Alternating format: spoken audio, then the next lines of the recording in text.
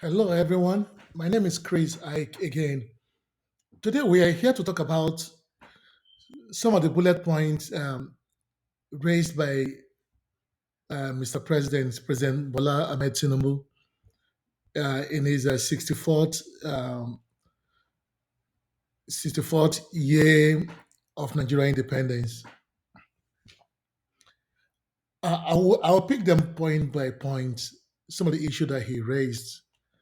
Um, First of all, he did mention about the world is witnessing and benefiting from the the can do spirit of Nigerians around the world. What Mr. President did not really understand that when the world is benefiting, it is at the detriment of Nigeria.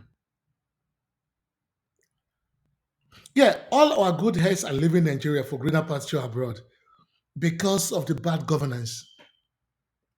And we claim that the world is benefiting. In other countries of the world, they try to keep their best. In our own situation, we push them out. If the president think that the world is benefiting from the can do spirit, why are they stopping the nurses from traveling abroad? Because they know very well that Nigeria is losing.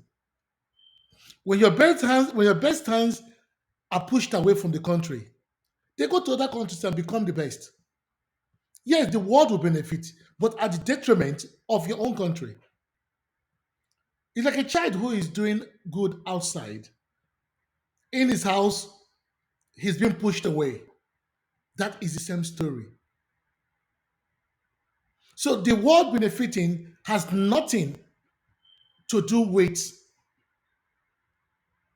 the good governance in Nigeria. There's no good government in Nigeria.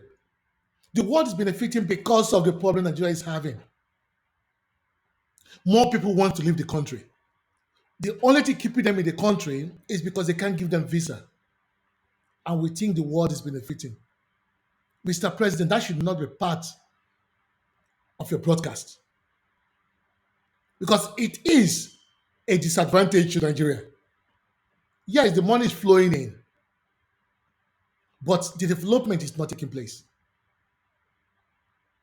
So that is not supposed to be part of your own broadcast.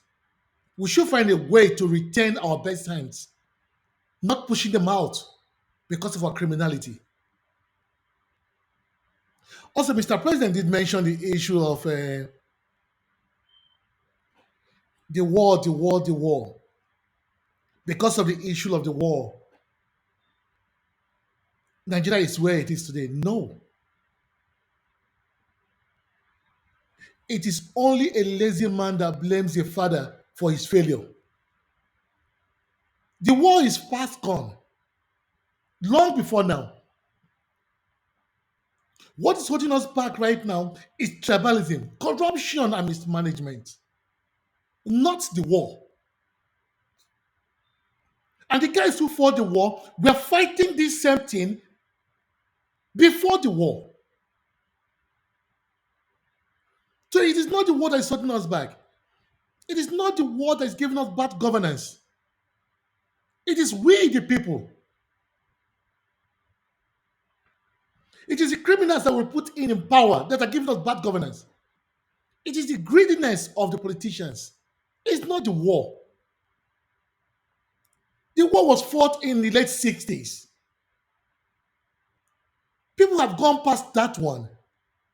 But the criminals try to use the war as a front. When people steal billions out of the national treasury, is that the war? When we buy things that we're not supposed to buy, is that part of the war? When we mismanage the economy, is that part of the war? It has nothing to do with the war. It is purely the greediness of the politicians. Thirdly, we also heard Mr. President talking about that the government is just barely 16 months in office. Is the president forgetting that APC has been in government for the past 9.5 years and that Mr. President has been a key player for the whole 9 years?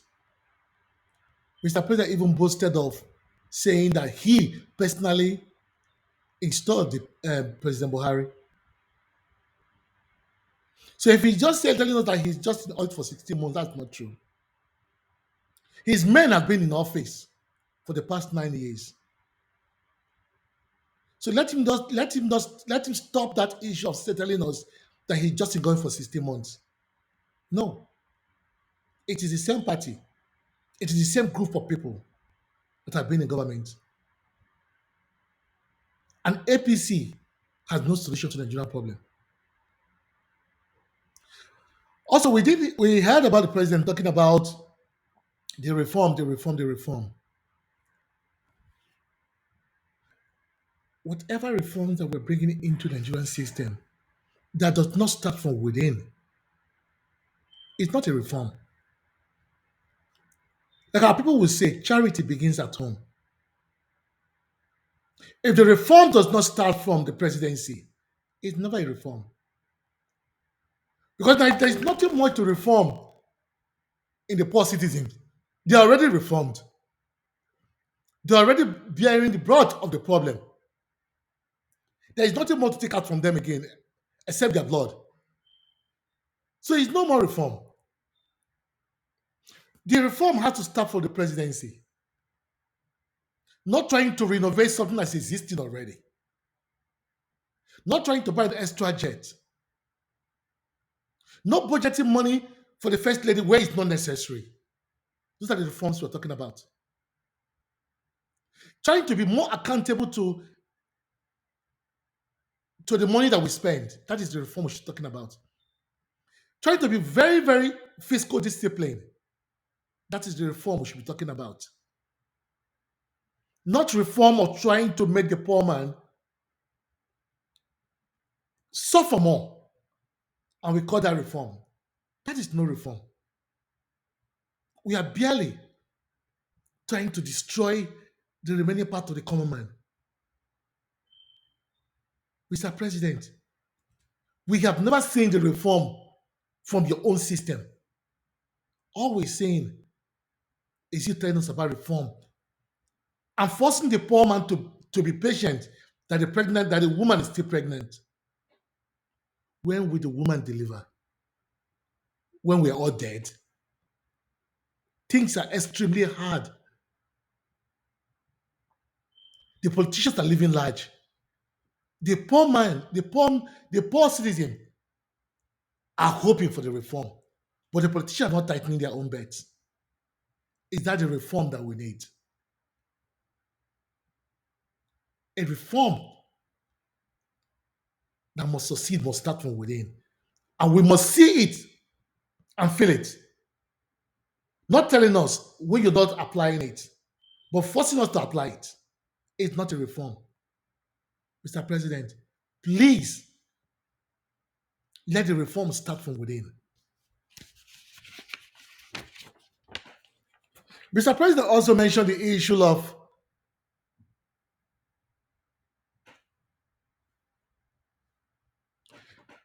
fighting crimes. The issue of fighting crimes that they are succeeding. They've succeeded in killing over 300 Boko Haram terrorists. Good job. But how many have the Boko Haram group recruited? You killed over 300. They've recruited over thousands. They've recruited thousands into their group. And this time, not only the Boko Haram, almost every unit now has their own name that we don't even know. Small, small kidnapping groups everywhere.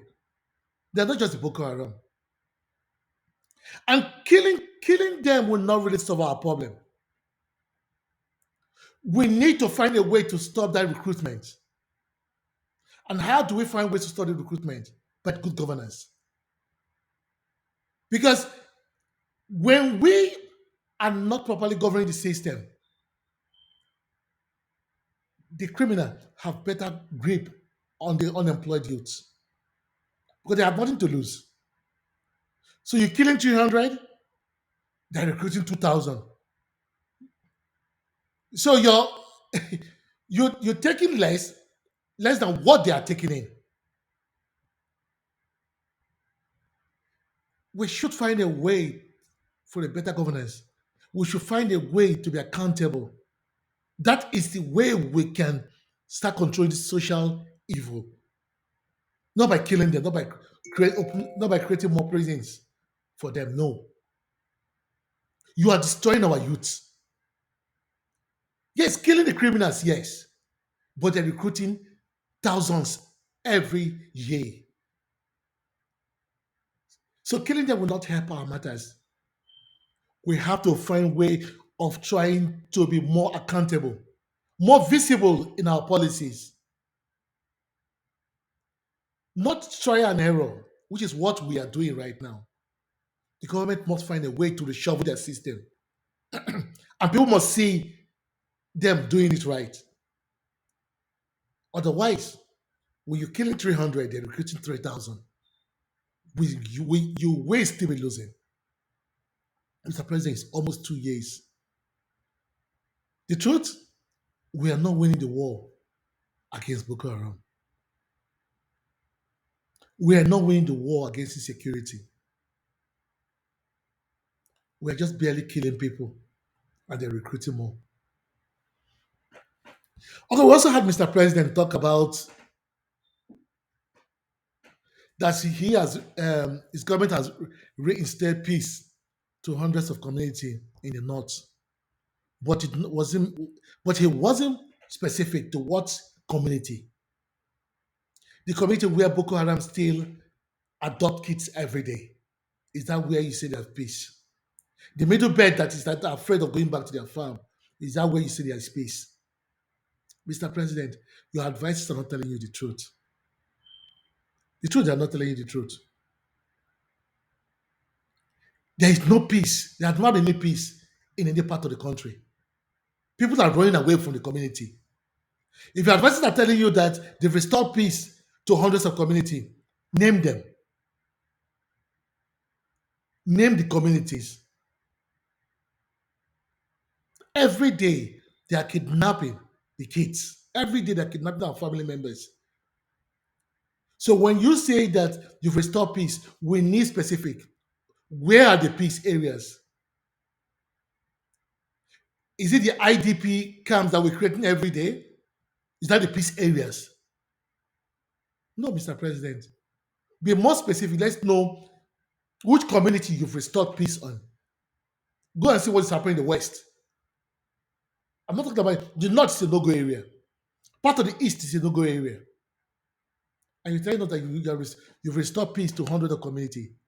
We need to know those communities. And all the stories you've been telling us, we need concrete evidence. Mr. President, you are losing the war on crime. Also, we had the issue of Mr. President talking about funds were approved for disaster relief. That's a good development. But the issue is, will those funds be accountable? Will they be accountable for? Or are the funds being given out to their political allies? We saw what the women, they whatever they call it, the better do scandal. If the funds are being approved, can they make it public? What is it being used for? Or is it being given to the same group of people that tomorrow will not give account of it and will start running from place to place? Like I said before, we need accountability because what we're doing really now is political settlement. Mr. President also mentioned the issue of corrective um, fiscal misalignment.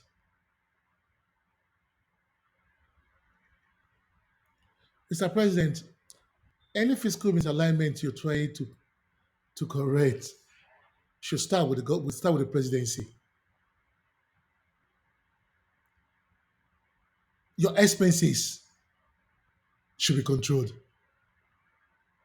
The upper chamber house expenses should be controlled. There's no fiscal alignment that can work without the fiscal discipline of the government. We borrow funds for things that are not productive. Our debts are increasing every day. We go to the United Nations to beg for forgiveness. While on the other hand, we keep on borrowing. Is that is that fiscal realignment? No.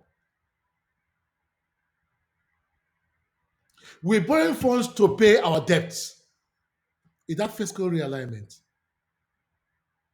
No.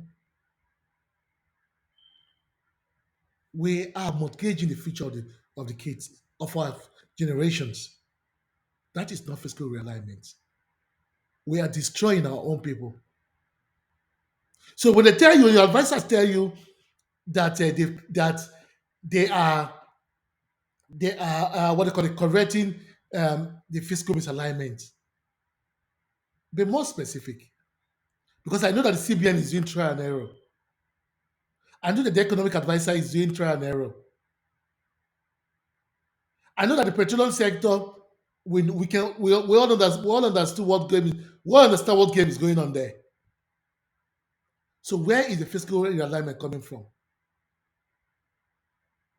We see the corruption every day in your system. Where is the fiscal realignment coming from? Mr. President, maybe they gave you this to read, or you understood what you were reading.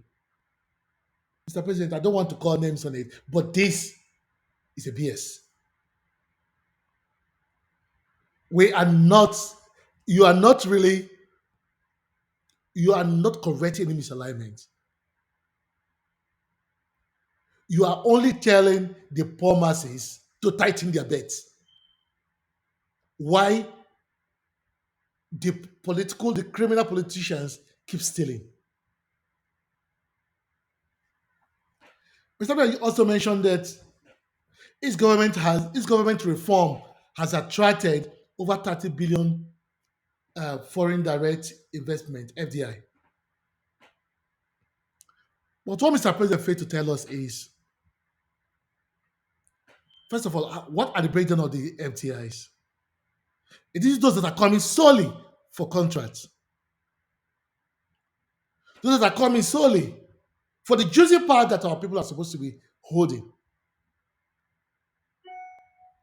And he did not tell us how much from those 30 billion coming, how much is leaving the country. How many have we lost? When the inflow is less than the outflow, is that again? What are we doing for the so-called reform to maintain those that are in the system and still attract more? Because we can't be attracting and open the tap for it to be going off. The big companies are leaving. The small companies are not being encouraged. We see them. We see the political talks taxing them every day. We see the bad roads. They can't even get grant from banks to run their businesses. We see the cost of operating their businesses. And you tell us that you've attracted 30 billion into the system. How much is leaving the system? If you're trying 30 billion, over 200 billion is leaving the system. Is that a net gain or a net loss? Mr. President, they need to tell you actually what's happening in the economy. We read a couple of days ago when they are claiming that the nominal GDP has increased without telling you the real GDP. Mr. President, you can't be telling this to Nigerians. Nigerians, know that it's stories you're telling us. You're not telling us what is actually happening. You need to change your economic advisors. It's not that they know what they are doing and they're trying to help to destroy the system, or they know little or nothing about how to run the economy. 30 billion that is coming in, how much is going out? They should tell you. How much the small companies are folding up every day? They should tell you. What are the bottlenecks that are destroying companies in Nigeria? They should tell you. But we're not talking about it. All they tell you is what they think they've attracted. For those coming to look for the juicy investment, for the juicy contract in Nigeria, and we call that FDI. Mr. President, that is not a positive FDI. Mr. President also mentioned the issue of maintaining the stability of the monetary policy.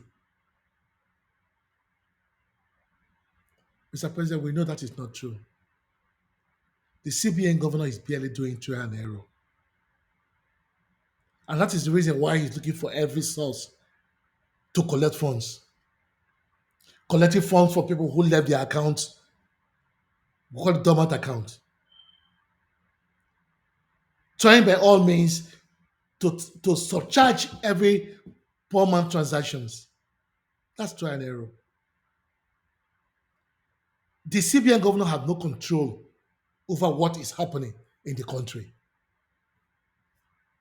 The CBN policy is a trial and error, Mr. President. The dollar is free flowing. The dollar as of today is about 1700. If we add, if we pay somebody $1 daily for 4 years, 3 4 years, we will not make up to $1. Is that what we're talking about, Mr. President? There is no stability in the monetary policy.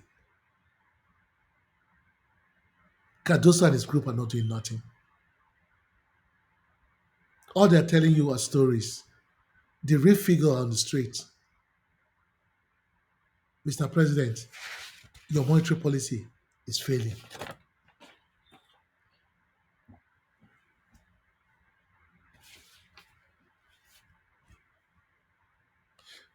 Lastly, we had Mr. President saying that the federal government supplied fertilizer and tractors to farmers.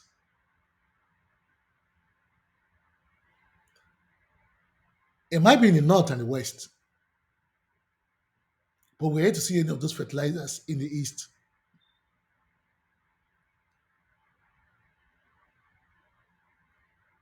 We're here to see any of those fertilizers or the tractors in the east.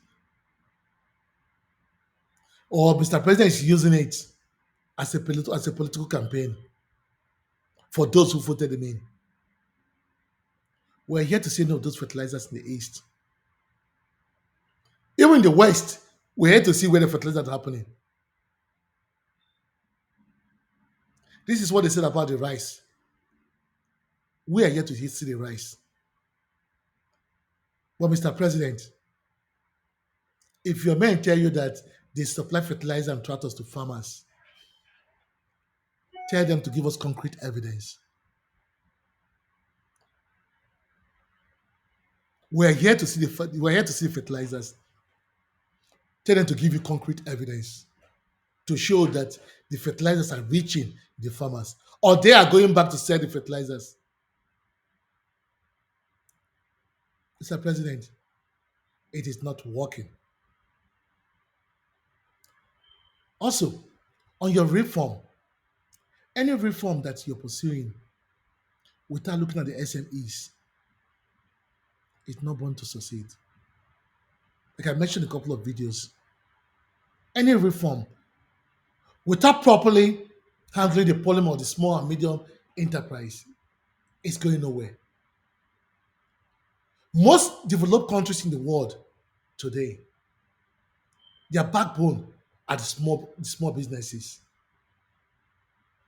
Not the very big ones we think the Walmart and Co. No. The small businesses are the one employing the larger population if you put them together.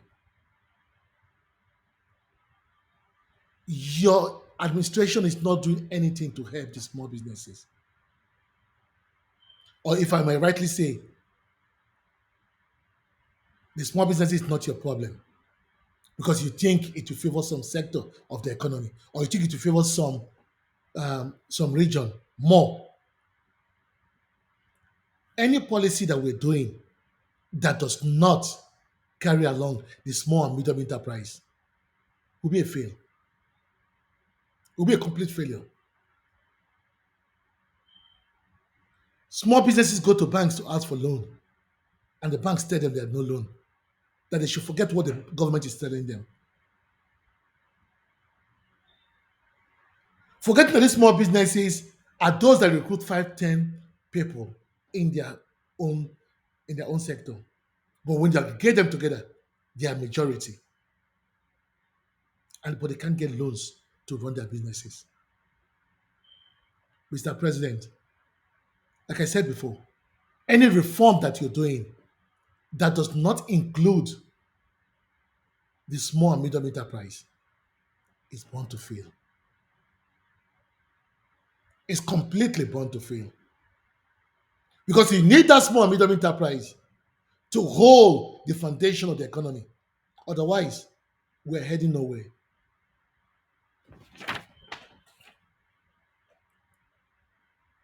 Mr. President, we are not picking on your policy, but your policy, as of today, is a failure. Your economic policy is going nowhere. No matter how much you attract, it will not change the suffering in the street if we don't look at the small and medium enterprise. We'll be going nowhere. So tell your economic team to look inward, to see how the reform can start inward, to see our potentials. Yes, agric is good, but our people are very good in a lot of other areas that we're not looking into. To see our potentials and how we can make it grow. So when we keep on chasing the big things and forgetting the small things that holds the foundation, the house is bound to fall. Mr. President, reshuffle your cabinet and bring in some new blood into the system. Thank you. As always, if you are in the position of authority, would you have gone through this way that the Tinubu administration is going? Thanks.